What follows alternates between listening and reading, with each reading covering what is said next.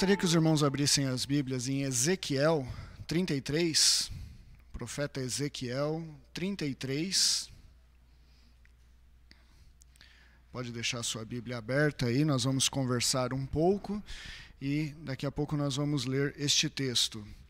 É bem diferente, né? Épocas que nós estamos vivendo, tempos bem diferentes, onde não estou acostumado a não olhar nos olhos das pessoas para os quais eu prego.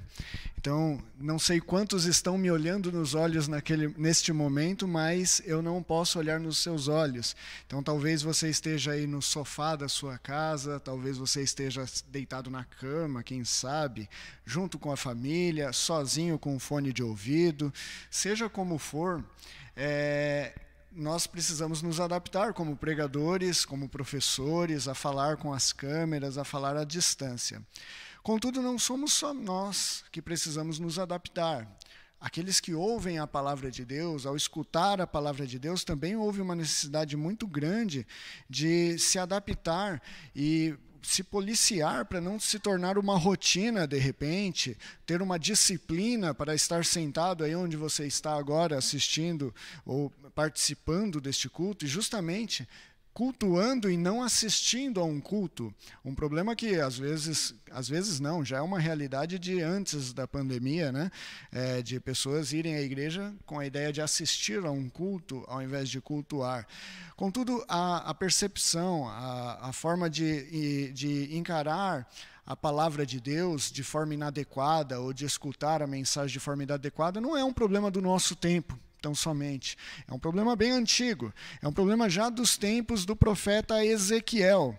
Ezequiel pregou sobre a destruição de Jerusalém. Ele alertou o povo de Judá, o povo de Israel, sobre o exílio, sobre a destruição de Jerusalém, e ele foi ignorado na sua mensagem.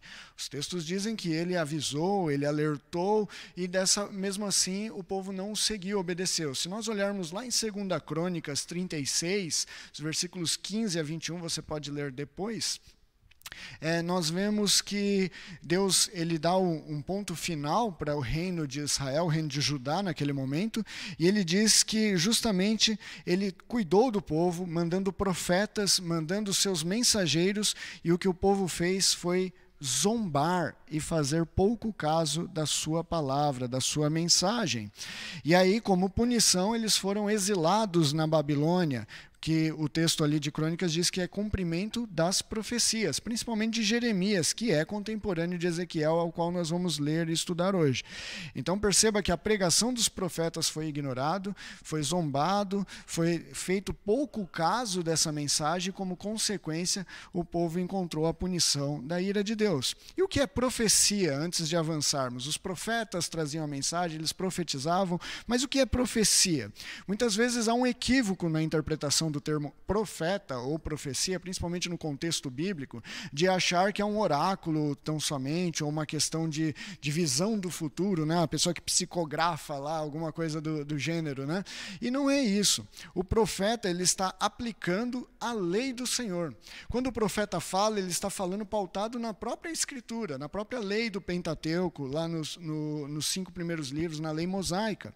Então ele traz uma mensagem de Deus. Deus falava assim, vai lá e fala contra o meu povo que ele está falhando.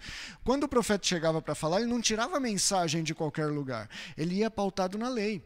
Quando nós vemos as profecias de Isaías dizendo, olha, se vocês não voltarem para Deus, vocês serão espalhados pela terra. Onde está isso? Em Deuteronômio. A própria profecia, a famosa profecia de Isaías 6, que se repete em Mateus, em Atos, em Romanos, que as pessoas veriam, mas não enxergariam, ouviriam, mas não escutariam. Se nós olharmos lá em Deuteronômio, nós vamos encontrar isso como uma maldição lá em Deuteronômio 28 para o povo, caso o povo desobedecesse essa lei. Então é falar pautado na lei. O profeta é aquele que traz o povo para aplicar a lei, para retornar à lei, ou para se confortar perante a lei, né? Como o próprio Ezequiel, na segunda metade do seu livro, conforta o povo já exilado, dizendo, olha, mas a lei diz que se nós clamarmos, o Senhor vai nos ouvir, vai reconstruir o reino, vai cuidar de nós e tudo mais. Então, é uma aplicação da lei. Então, se nós trouxermos para o Novo Testamento, o dom de profecia, nesse contexto, ele nada mais é do que uma aplicação da palavra de Deus. Se no Antigo Testamento o profeta chegava e dizia, assim diz o Senhor, pautado na lei, quando um pregador chega e fala, assim diz o Senhor, pautado nas Escrituras, ele está fazendo a profecia, ele está trazendo a mensagem de Deus. É a mesma questão. Só que nós estamos numa nova aliança. Não estamos mais na aliança do Pentateuco. Eu não posso aplicar mais diretamente a lei do Pentateuco. Eu preciso contextualizar na nova aliança, no sangue de Cristo, conforme fala os evangelhos. E aí, nesta aliança em Cristo, o que Cristo prometeu, eu posso profetizar a vocês ao dizer assim, olha, se você não se arrepender, se você não reconhecer que Cristo é Senhor da sua vida, se você não largar o seu pecado, Cristo voltará e ele irá punir com sua ira aqueles que estão distante dele. E isso é uma profecia, baseado na própria lei do Senhor, na própria aliança, baseado na própria aplicação da aliança. Então, é dessa forma que funciona o profeta.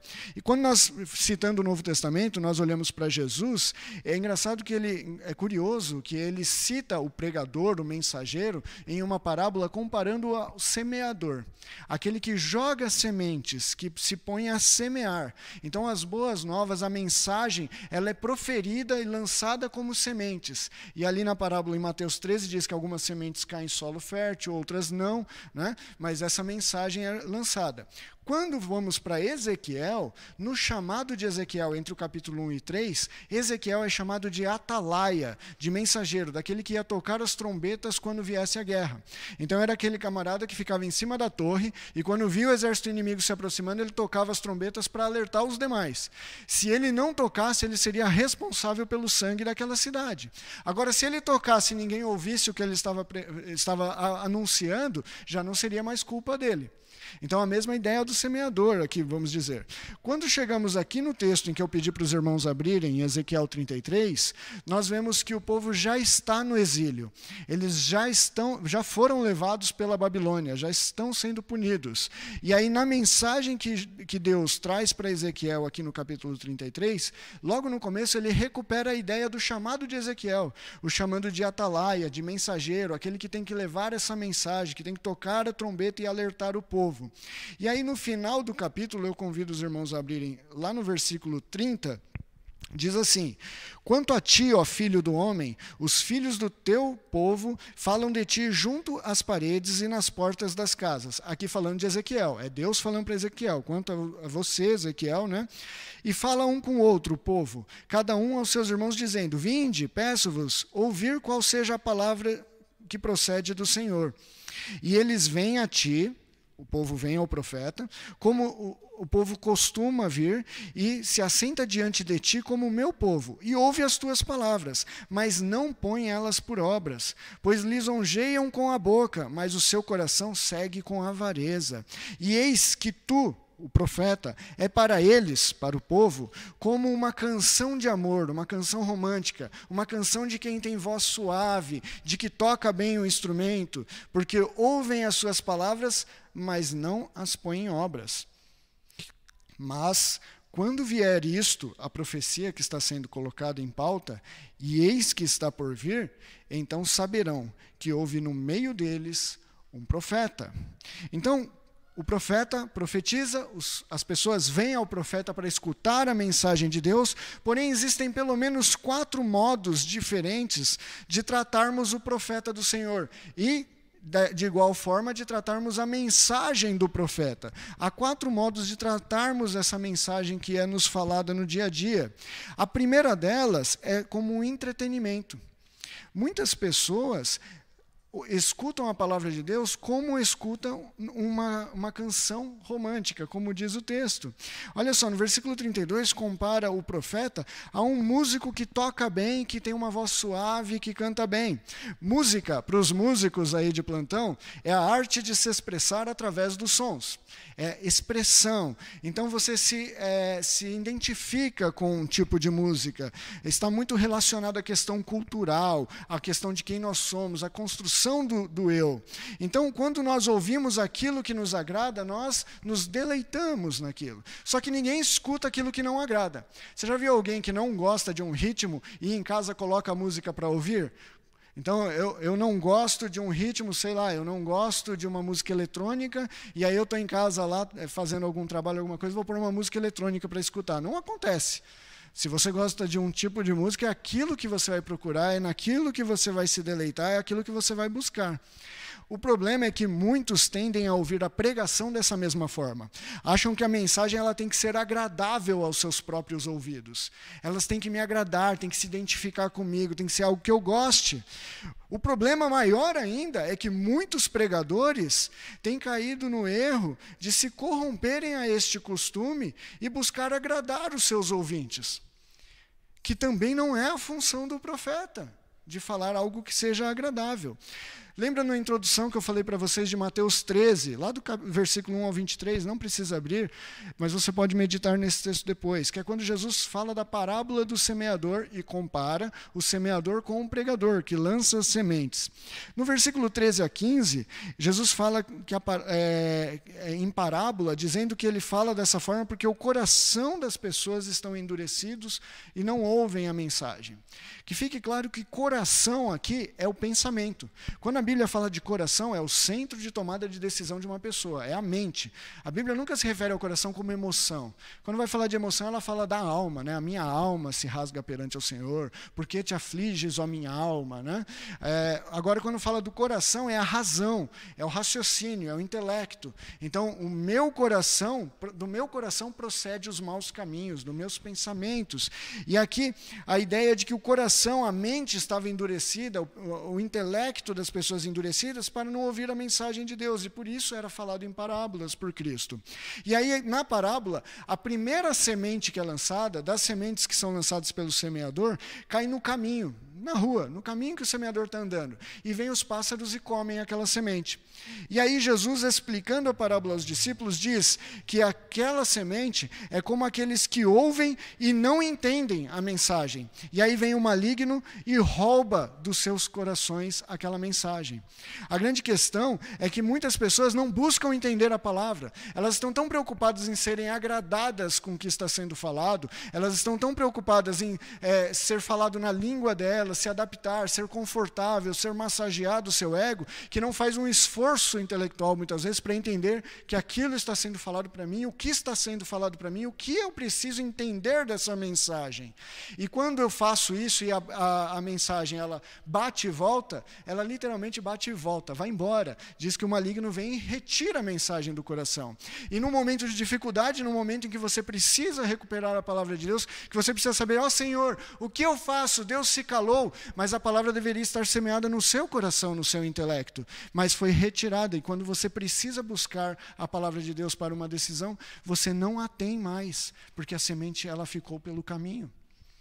A nossa era não é a única era a tratar os porta-vozes de Deus como se fosse entretenimento público. Já no tempo de Ezequiel, nós vemos isso. As reuniões religiosas, de acordo com o versículo anterior, aqui com o versículo 30 e 31, eram as mais frequentadas. As pessoas iam até o profeta para ouvir. Mas será que a mensagem estava penetrando o coração, a mente? O próprio profeta conclui que não estavam. Mas existe um segundo modo que podemos tratar os profetas e as profecias, as mensagens de Deus para nós, e é de forma temporária, de modo temporário, como algo que passa, que é temporário. Existem músicas que marcam a nossa vida. Com certeza você tem música que marcou a sua vida. Aqui é comparado a mensagem como um músico que canta de forma suave. E como é aquela música que no momento de dificuldade, no momento que você está, ou que um momento romântico, que você está apaixonado por alguém, aí você ouve aquela música e aquela música se torna o tema daquele momento. Só que isso passa. Se esquece. Talvez se eu perguntasse para você agora, qual a música marcou a sua vida, me diz uma música, talvez você nem lembraria daquela que é principal. Mas quando ela toca, você fala, olha, essa música me traz boas memórias, boa recordação. Mas é algo que ficou pontual na sua vida em um momento. O mercado da música lida com isso hoje, né? Nós lidamos com um mundo pós-moderno, um mundo de consumismo, que é o mundo do descarte. Então, ao mesmo tempo que eu preciso consumir, para eu consumir, eu preciso descartar. Então, se eu tenho um celular, esse celular depois de 2 anos, ele já não tem mais utilidade, eu preciso de um novo. Por quê? Porque eu preciso de um novo. Mas o outro não está atendendo, mas agora lançou o celular. né? Então, o carro, eu preciso de um carro zero, aquele carro. Mas o seu não te atende, não faz, mas eu preciso do carro, aquele carro. Então, é a ideia do descarte. E aí os sociólogos vão estudar e vão mostrar como isso daí é passado até para os relacionamentos, redes sociais. Você descarta suas amizades. Hoje os relacionamentos estão sendo descartáveis. A pessoa entra no casamento pensando, se não der certo, a gente separa. Isso é de tratar de forma temporária. E a questão é que as pessoas que tratam a palavra de Deus como entretenimento, como nós falamos no tópico 1, tendem a um relativismo que faz você ser consumista e essa cultura do descarte. A ideia de que, como eu vou procurar uma mensagem que me agrada, que me faz bem, que me conforta, que fala comigo, então a minha verdade é diferente da do outro irmão aí. Você vai receber uma mensagem para falar com você, mas para mim, esse pregador, essa mensagem, no meu caso, e aí com isso, é muito transitório, é muito fluido. A palavra de Deus ela é aquilo para se adaptar àquele momento, e acaba que as mensagens elas se tornam um narcótico, um ópio, aquilo que deve nos drogar e nos fazer sentir-se bem, sentir a palavra de Deus. Quantas vezes você já ouviu ou falou, eu fui na igreja e hoje eu me senti tão bem com o culto, eu senti a presença de Deus. A presença de Deus a gente não sente, a gente conhece, a gente vive, a gente acredita, a gente anda com Ele. A emoção, a fé pautada na emoção, ela tem um problema, ela se torna temporária. Porque no momento em que você está num momento de dificuldades, de problemas, aquele momento que parece que sua oração bate no teto e volta para o chão, que você está ali em desespero, que você não sente nada, aí você pensa, Deus me abandonou. O que eu faço? Procuro outra igreja para tentar sentir a presença de Deus. E começo a pular de galho em galho. E essa é a realidade de muitos hoje. Não, eu não quero mais, eu vou sair dessa igreja, vou para outra, eu não gosto desse pastor porque eu não estou sentindo mais a presença de Deus, eu não gosto desse. E essa busca pela emoção, pelo emocionalismo, pelo sentimento, como muitos procuravam o profeta para sentir como uma voz suave, cantando uma canção de amor, uma canção confortável. Retornando à parábola de Jesus, lá em Mateus 13, a segunda semente lá do semeador, ela cai nos pedregais. E aí o texto diz que aquele é como aquele que ouve e recebe a palavra com muita alegria, mas não cria raiz, não tem raiz e se torna de pouca duração.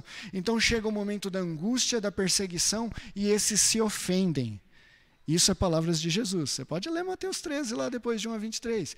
Aí, aquela palavra que não cria uma raiz, que é só para confortar você naquele momento que você precisa, não cria raiz. Então, quando chega aquele momento da angústia, do problema, que você precisa daquela mensagem arraigada, sabe esse momento de desespero que eu falei, que você não enxerga, parece que a oração bate no teto e voltou? Se você estiver nesse momento, sabe o que você precisa? Acreditar nas palavras de Deus, ter fé nas Escrituras, conhecer as promessas do Senhor, que diz que não nos abandonará. Então não importa se eu estou sentindo a presença dEle, eu sei que Ele está comigo. E estou bem certo que é poderoso para guardar o meu tesouro até o dia final, como diria Paulo. Então, essa segurança vem de uma palavra que cria raiz no nosso intelecto, no nosso conhecimento, no nosso coração e gera essa fé. Mas existe um terceiro modo de tratarmos o profeta do Senhor e a mensagem do Senhor, a sua profecia. É de modo secundário. Estamos usando a analogia aqui da música, né, que o próprio texto de Ezequiel utilizou aqui, né, falando da música. E aí você provavelmente já entrou num local, num comércio, numa loja, e tem aquela musiquinha ambiente de fundo, tocando lá. Ou no escritório, você trabalha lá e tem aquela música tema que fica tocando lá de fundo. Ou até mesmo o carro, às vezes a pessoa tem o costume de deixar aquela música de fundo, ou um rádio mesmo falando lá, um jornal, mas fica lá de fundo e ninguém nem percebe que está lá ligado. Esquece. Se você desligar a música ambiente, a pessoa, ficou um vazio. O que aconteceu? Mudou alguma coisa, tem um buraco, mas você nem percebe o que é. É aquela música ambiente que fica no segundo plano. Está em segundo lugar, em segundo plano do que você realmente tem que prestar atenção ali. Muitos se acostumam com a igreja, de frequentar a igreja, de frequentar a rotina da igreja, a liturgia da igreja, mas não vivem a igreja. Isso está ligado no automático, uma chavinha no automático ali. Então, ao sair do culto, essas pessoas, elas nem se lembram o que foi pregado, nem se lembram a mensagem que foi cantada, o que cantou. não se lembra nem do que nem que ele mesmo se comprometeu perante Deus cantando ou falando. Às vezes canta lá, né? Por ti darei a minha vida. Aí virou a esquina, quando Deus pede sua vida, você fala assim, não, Senhor, a minha vida não, né? E aí a questão é vida em vida, né? Não é morte. É oferecer a própria vida, é abrir mão do seu querer para fazer a vontade de Deus. Mas a pessoa nem percebe, porque está ali de música de fundo, faz parte da minha rotina. Se eu deixei de ir na igreja, eu sinto falta. Mas quando eu vou na igreja também não faz diferença nenhuma. Não muda a minha vida, não altera nada, não altera os meus pensamentos. Faz um exercício, meu querido. Não quero julgar ninguém não, faz você mesmo. O que foi pregado na semana passada? O que você cantou na semana passada? O que Deus falou no seu coração num devocional no meio da semana, lá na segunda-feira? Você se lembra? Você se recorda? Ou ficou para aquele momento, ficou de música de fundo, parte da sua rotina? Nós convidamos as pessoas a ler a Bíblia todos os dias, orar, ter uma vida devocional, mas essa vida devocional também não pode cair na rotina. Eu leio o devocional todos os dias, e o que Deus fala ao seu coração? Sei lá, eu leio, aí eu oro, e depois eu vou para minhas tarefas. Às vezes você está orando e já pensando no que você tem que fazer, já está aqui na igreja sentado, ouvindo a pregação, e já pensando no Fantástico para ver quem é que fez gol, quem é que ganhou o campeonato, totalmente desconectado, desligado. O culto está rolando como um tema de fundo, algo secundário, uma música ambiente na sua cabeça. São aqueles que vivem para si mesmo, para seus próprios objetivos, estão preocupados com os seus objetivos, trabalho, estudo, aposentadoria, trocar de carro, comprar uma casa. Não é errado muitas dessas coisas, mas quando isso está no primeiro lugar, isso se torna idolatria. E isso é combatido na Bíblia inteira, Antigo e Nova Aliança, Antigo Testamento e Novo Testamento. Então, quando você está tão preocupado com a sua vida, com a sua rotina aqui, o evangelho se torna uma música ambiente de fundo, que aí quando fecham as igrejas na pandemia, você sente falta e você começa, tem que voltar aos cultos. Mas quando o culto estava funcionando, não fazia diferença nenhuma para a sua vida. É para você essa mensagem, essa palavra. No discurso, essas pessoas sempre colocam assim, não, mas eu tenho a família em segundo lugar, depois a igreja, depois o trabalho, mas Deus é primeiro lugar. Esse é o discurso sempre, Deus é primeiro lugar. Mas na hora das decisões da vida, isso fica só como um eco, uma filosofia de fundo lá. Na prática, nunca tenho tempo para Deus, nunca tenho tempo para meditar na palavra de Deus, para pensar o que eu preciso mudar dos meus planos. Não. Senhor, eu estou fazendo esses planos e eu quero que o Senhor abençoe esses planos. Não pergunto se é o que Deus quer. Às vezes pergunta, né? Fala, Senhor, é isso que o Senhor quer? Né? É sim, né? E vai. Não está pronto para esperar a vontade de Deus, para se adaptar ao querer de Deus, a fazer a vontade de Deus. Por quê? Minha vida segue o jogo. E o evangelho é uma música de fundo, é um secundário. Nos tempos de Ezequiel, o povo vivia como eles queriam.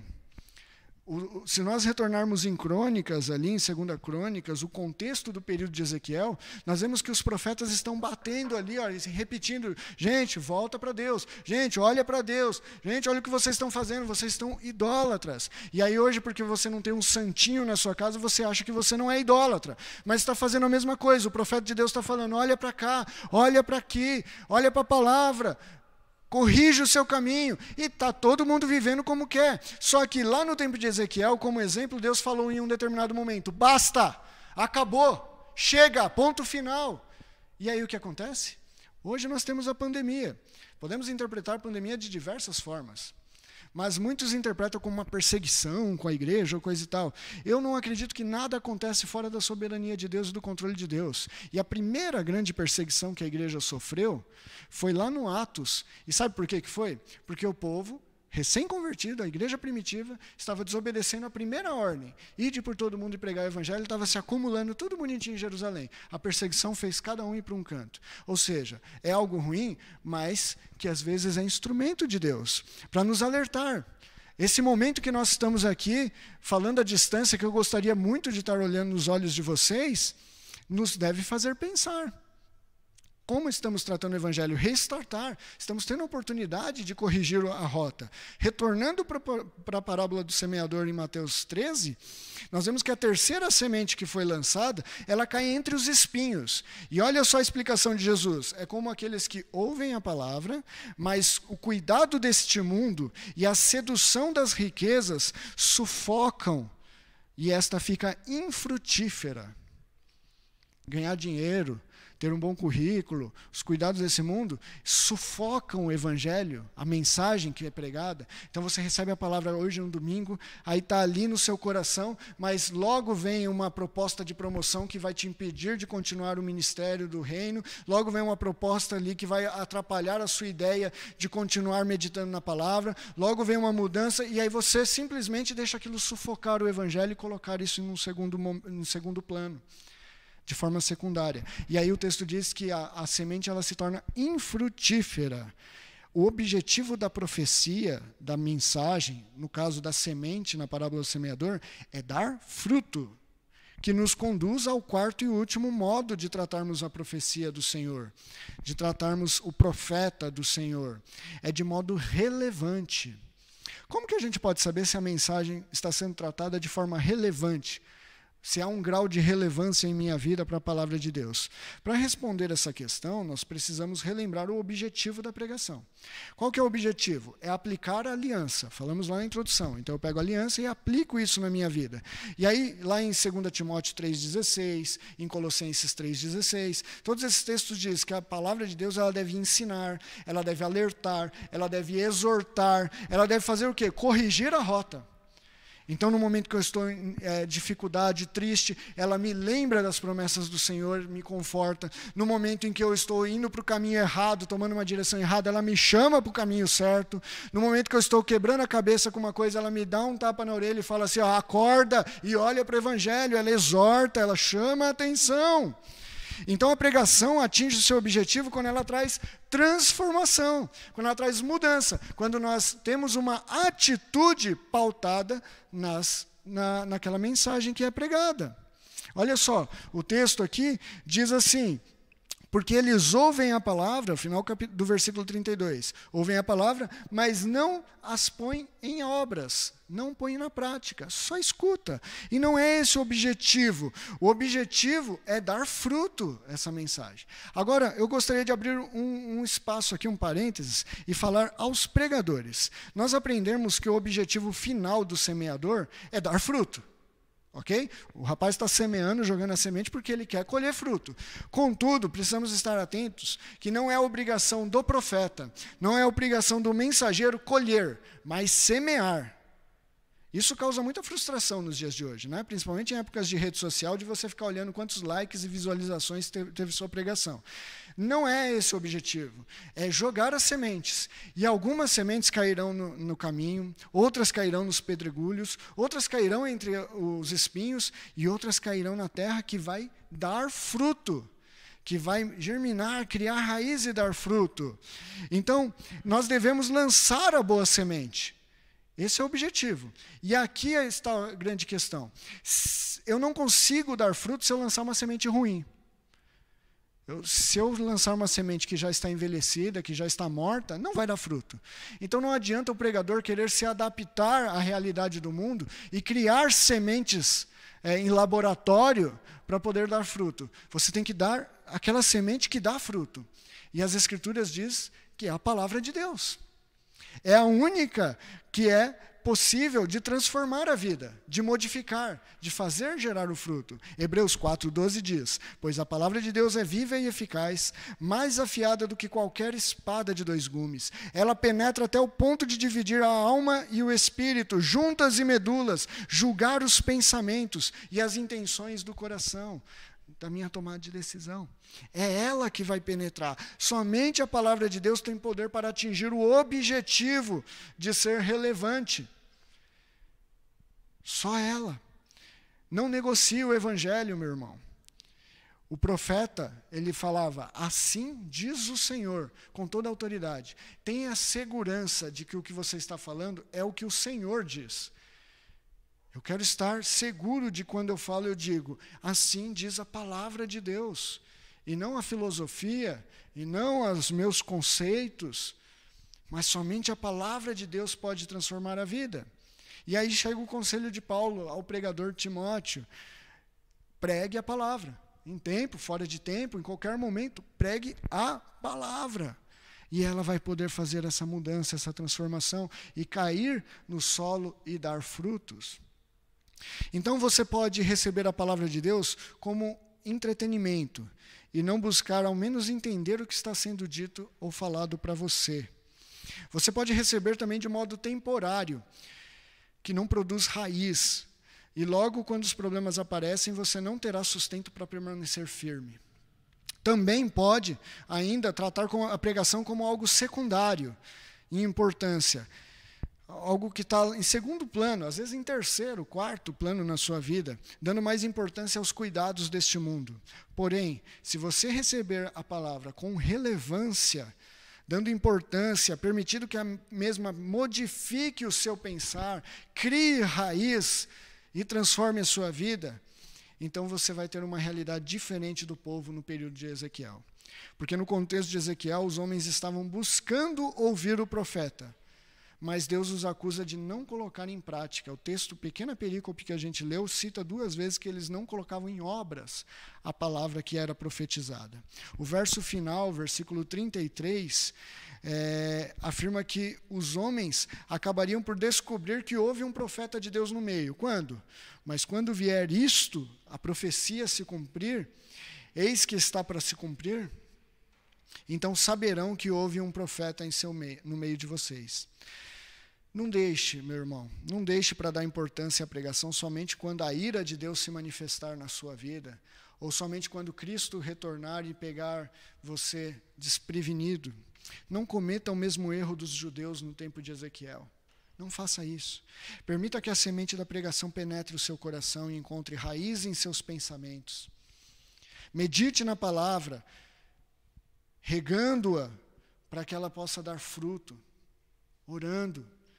Anota o que está sendo pregado, medita na semana, mastiga o texto bíblico, o que está sendo falado. Estes frutos que a semente pode dar são justamente a palavra de Deus na prática em nossas vidas. Isso são os frutos. Então lembre-se do alerta de Ezequiel. A palavra de Deus não é como uma canção tocada para lhe agradar. A palavra de Deus, ela não é para ser apreciada meramente. A palavra de Deus, ela é para ser vivida. Amém?